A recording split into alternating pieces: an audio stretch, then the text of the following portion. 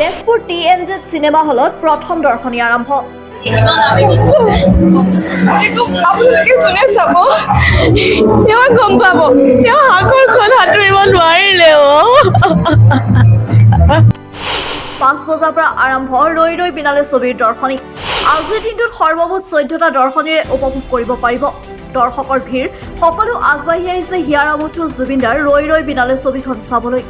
দুখৰ মাজতো কিছু উৎফুল্লিত হৈছে জুবিনদাৰ অনুৰাগী। ছবিখনৰ প্ৰাক মুহূৰ্তত হিয়াৰ আমঠুগৰাকীলৈ শ্ৰদ্ধাঞ্জলি।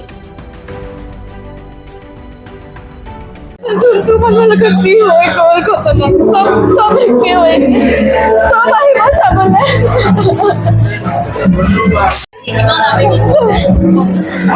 আপোনালোকে যোনে চাব তেওঁ গম পাব তেওঁ সাগৰখন সাঁতুৰিব নোৱাৰিলে।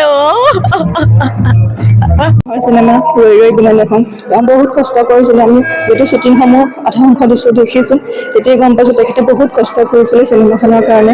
তেখেতে যে আমাৰ মাজত নাই সেইটো কাৰণে মানে ইমানেই বেয়া লাগিছে যে নিজে মানে ভাবিব পৰা নাই চিনেমাখন চাবলৈ যে কেনেকৈ সাহস কৰি আহিছোঁ নিজে ভাবিব পৰা নাই। মানে মনত এটাই বুকুত মানে কিমানখিনি দুখ লৈ আহিছোঁ, কেনেকৈ চাম কেনেকৈ মানে দেখিম জুবিন দাক।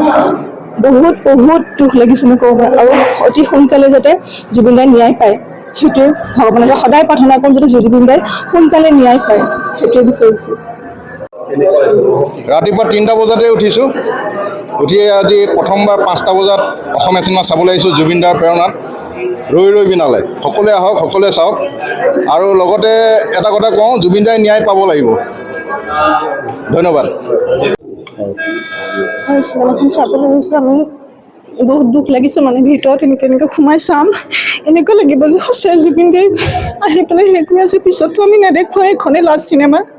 ৰাতিটো খোৱাই নাই, কি হ'ব কি নাই এনেকুৱা ভাৱ পাইছে। নাজানো কেনেকৈ চাম, বাহিৰতে এনেকুৱা অৱস্থা।